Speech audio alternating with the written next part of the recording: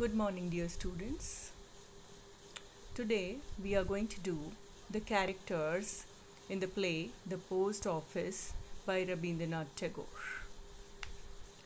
Until now, we have done the introduction of the play and we have done the plot summary of the three acts and we have done the characters of Amal, Auntie, curd seller, doctor and Madhav Datta in the previous video. Today we will start with the character of the headman.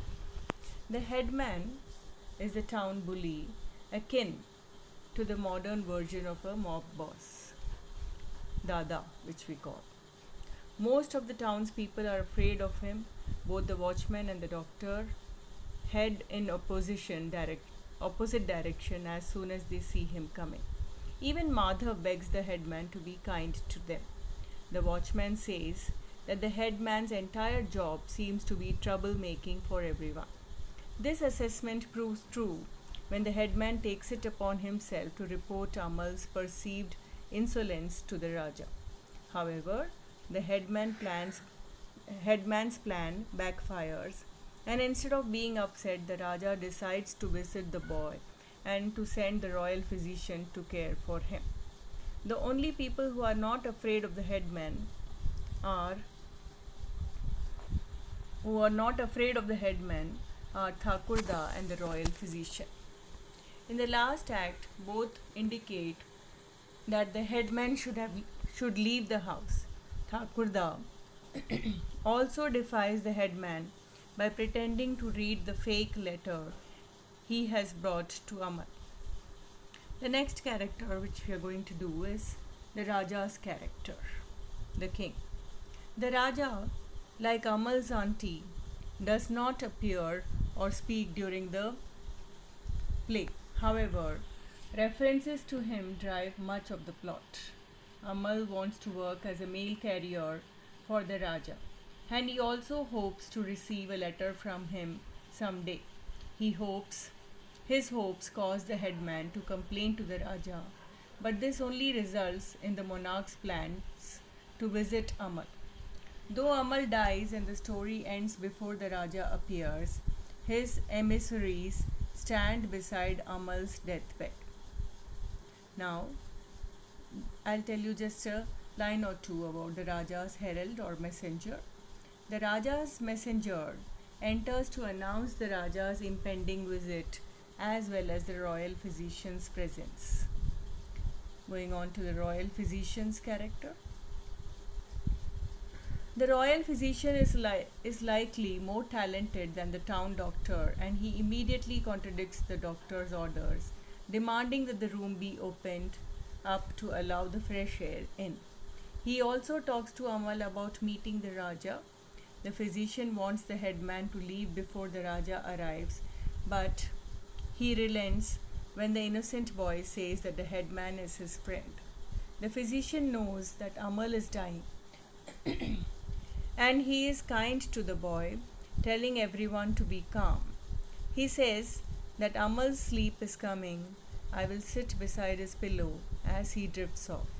Blow off the lamp, let the starlight come in. The physician is also kind to Shudha. He tells her that Amal has fallen asleep and he agrees to whisper into Amal's ear at her request. Moving on to the most interesting character and very attractive character of the play, Shudha. Shudha is one of the townspeople whom Amal befriends. She picks flowers and makes them into garlands that her father then sells. Although Shudha would like to stay and talk to Amal, she must go to do her work. She likes Amal and the two children tease each other and flirt with one another. She promises to return and to bring Amal flowers, even though he cannot pay her for them. Although Shudha arrives after Amal has died, she still wants to give him the flowers as she has promised. She also wants the doctor to whisper into Amal's ear that Shudha has not forgotten you. In quote. Next is the important character of Thakurda, who also disguises as the fakir. Thakurda is a wanderer who is acquainted with Madhav. At Madhav's request, he promises not to excite Amal or allow him to play outside. For this reason, he dresses as a fakir and tells the boy stories of his mystical travels while Amal lies in bed. Although he seems somewhat silly, Thakurda has more sense than Madhav. Unlike Madhav, he knows that the Raja cannot be mad at a small child's imaginings. And he knows that Amal is dying. For this reason, he sits hushed, his palms pressed together, as he holds a vigil for the boy. Finally, Thakurda grows impatient with Madhav's obliviousness to the situation, snapping, "Be quiet, unbeliever, do not speak." Moving on to the village boys.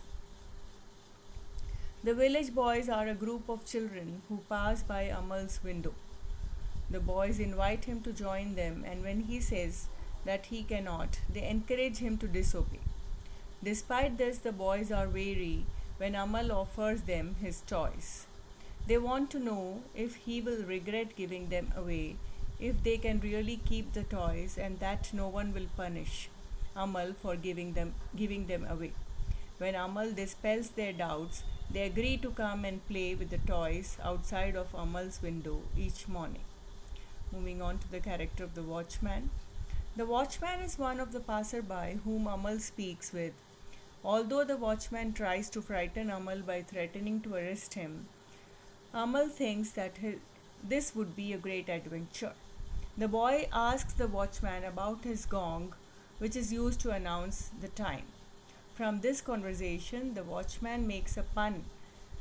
Pun means wordplay about mortality, though Amal does not appear to understand it. If Amal does understand the joke, then his answer indicates that he wants to die in order to be free. The watchman responds by observing that he shouldn't say such things. The watchman also tells Amal about the post office nearby, and this sets the plot in motion. In the next video, we will be doing the themes of the play. Thank you.